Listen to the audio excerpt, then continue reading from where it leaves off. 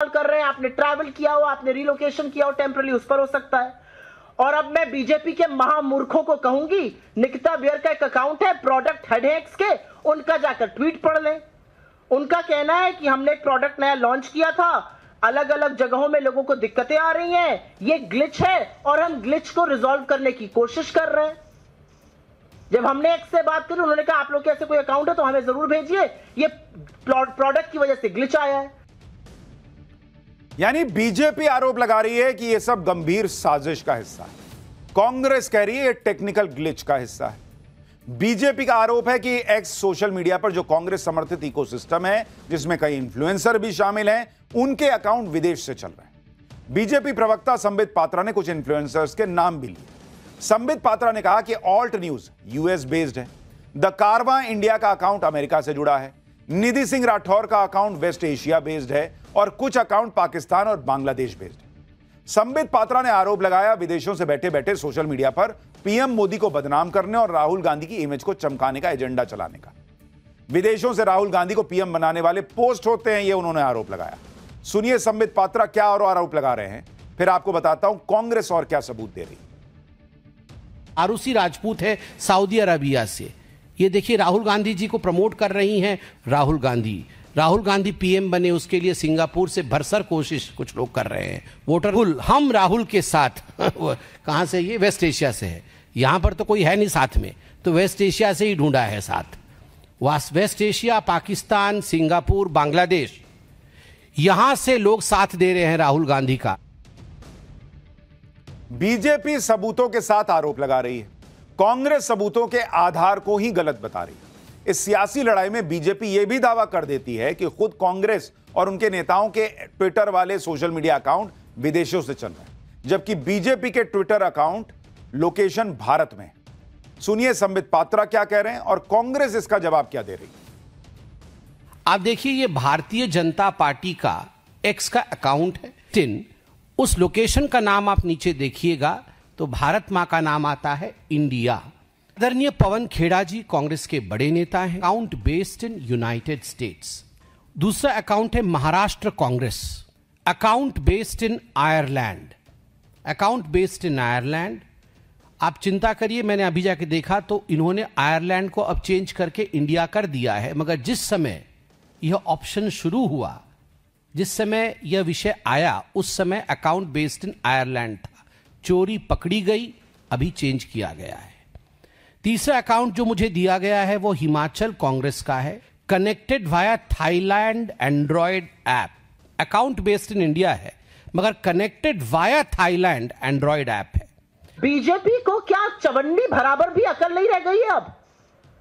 और अगर मैं उन्हीं की बात पर यकीन करूं तो मैं उनसे पूछना चाहती हूं, बीजेपी गुजरात आयरलैंड से क्यों चल रहा है? स्टार्टअप इंडिया का अकाउंट आयरलैंड से क्यों चल रहा है? डीडी न्यूज का अमेरिका से क्यों चल रहा है?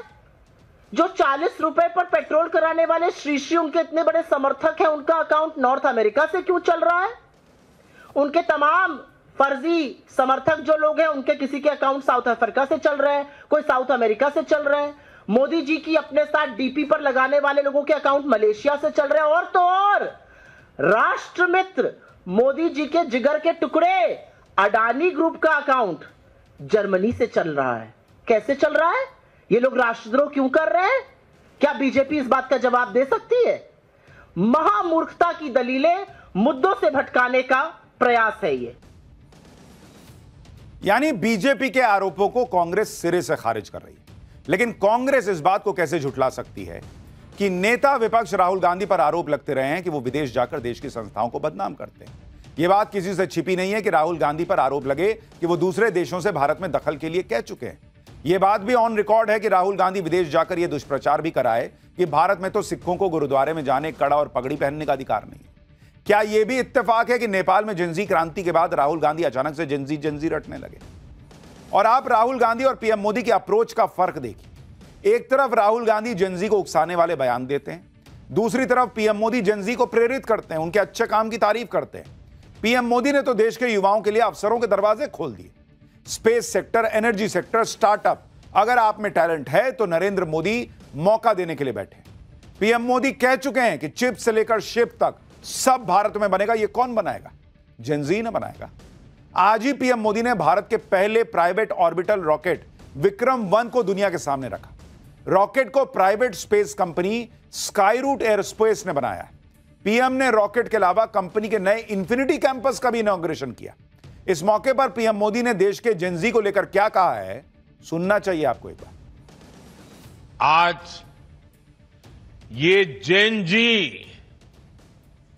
Engineers, Gen Z designers, Gen Z coders और जेनजी साइंटिस्ट नई नई टेक्नोलॉजी बना रहे हैं। प्रोपल्सन सिस्टम हो, कंपोजिट मटेरियल्स हो, रॉकेट स्टेजेज हो, सैटेलाइट प्लेटफॉर्म्स हो, भारत का युवा आज उन क्षेत्रों में काम कर रहा है जिनकी कुछ साल पहले कल्पना भी संभव नहीं थी। भारत का प्राइवेट स्पेस टैलेंट पूरी दुनिया में अपनी अलग पहचान बना रहा है। आज ग्लोबल इन्वेस्टर्स के लिए भारत का स्पेस सेक्टर एक अट्रैक्टिव डेस्टिनेशन बन रहा है। यानी नरेंद्र मोदी यह बता रहे हैं कि जेनजी को सड़क पर आंदोलन करने की जरूरत नहीं है। जेनजी को इस देश को और आगे ले जाने के लिए जो मौके मिल रहे हैं उसमें भागीदारी कर देश के विकास में हिस्सा लेने की जरूरत है। इधर सोशल मीडिया पर साजिश को लेकर बीजेपी और कांग्रेस भिड़ गए। उधर आज नया कांड भी हो गया। चुनाव में राहुल गांधी की बैक टू बैक हार पर आज एक नई थ्योरी सामने आई और इस थ्योरी को सुनेंगे तो आप दंग रह जाएंगे। इस थ्योरी में ना तो वोट चोरी है, ना ईवीएम हैकिंग है, ना चुनाव आयोग है। इस थ्योरी में विदेशी हाथ है, अमेरिका है, इजराइल है। दरअसल कांग्रेस के एक पूर्व राज्यसभा सांसद हैं कुमार केतकर। उन्होंने यह कहकर सनसनी मचा दी कि साल 2014 में अमेरिका की खुफिया एजेंसी CIA और इजराइल की एजेंसी मोसाद ने कांग्रेस को हराने की साजिश रची। कुमार केतकर ने दावा किया कि साल 2004 में पार्टी को 145 सीटें मिली, 2009 में 206 मिली। अगर यही ट्रेंड रहता तो 2014 में 250 आती, सत्ता बनी रहती। लेकिन 2014 में नंबर 44 पर आ गया। कुमार केतकर ने दावा किया कि खुफिया एजेंसियों ने मान लिया था कि जब तक वो कांग्रेस को 206 सीट से कम पर नहीं लाती तब तक वो भारत में कोई खेला नहीं कर पाएंगी। कुमार केतकर ने कहा कि CIA और मोसाद को लगा कि अगर कांग्रेस फिर सत्ता में आएगी तो वो भारत में दखल नहीं दे पाएंगे, अपनी नीतियां लागू नहीं कर पाएंगे। दोनों एजेंसियां भारत में पूर्ण बहुमत की सरकार चाहती थी, लेकिन कांग्रेस को नहीं। कांग्रेस के दूसरे नेता भी इशारों में इसी नैरेटिव को अब बेचने लगे। सुनिए कांग्रेस के नेता उदित राज क्या कह रहे हैं। Such agencies not necessarily they work with the ruling party, they work with the opposition also. What happened in Bangladesh, what happened in Nepal. I'm not saying that of course Mossad and CIA were involved in Genji or Bangladesh, but it's possible that our foreign forces do align with the opposition. अब जरा सोचिए, logic का सिर पैर ढूंढने की कोशिश कीजिए। उस वक्त कांग्रेस पर भ्रष्टाचार के इतने आरोप लगे हुए, देश भर में गुस्सा था, अन्ना आंदोलन हो चुका था और उस बीच में किसी CIA और मोसाद को कुछ करने की जरूरत थी? कांग्रेस तो खुद गर्त में जा रही थी और इसलिए सीटें घट गई। और अब ये नया निकाल के लाए हैं कि CIA और मोसाद जो है वो नरेंद्र मोदी को लेकर आ गए।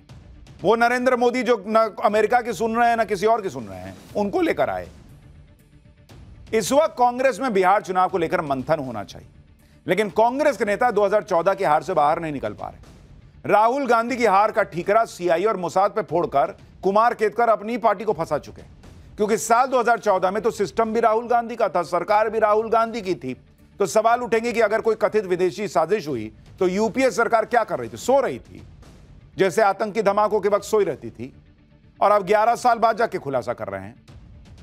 इसलिए सवाल उठेंगे कि क्या चुनाव दर चुनाव में मिल रही नाकामी को छिपाने का एक और बहाना लेकर आए? क्या CIA और मोसाद का नाम इसलिए लिया गया क्योंकि ऐसे आरोपों पर यह एजेंसियां मानहानि का मुकदमा तो ठोकेंगी नहीं? क्या विदेशी खुफिया एजेंसियों का नाम इसलिए लिया गया क्योंकि ऐसे आरोपों के लिए तो कोई सबूत भी देने की जरूरत नहीं है? सुनिए इन आरोपों पर बीजेपी कब क्या कह रही है।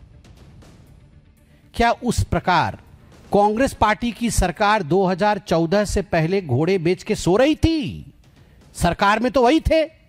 यही वो राहुल गांधी है जिन्होंने 2014 में भेजा था मुकुटमणि को, मणिशंकर अय्यर जी को पाकिस्तान। हमें मोदी को हटाना होगा, मोदी को गिराना होगा। CIA या मोसाड ये भारतीय जनता पार्टी को जिताती नहीं है, भारतीय जनता पार्टी को जिताती है जनता। कांग्रेस हारती है ISI के वजह से। ISI के ब्लूप्रिंट पे काम करोगे, दोबारा बाबरी मस्जिद बनाने के लिए चलोगे, ध्वजारोहण राम मंदिर पे होगा तो उसको अपोज करेंगे, राम मंदिर को अपोज करेंगे, राम काल्पनिक है कहेंगे, देश के टुकड़े होंगे इंशाअल्लाह इंशाअल्लाह कहेंगे, अफजल हम शर्मिंदा है तेरे कातिल जिंदा है कहेंगे।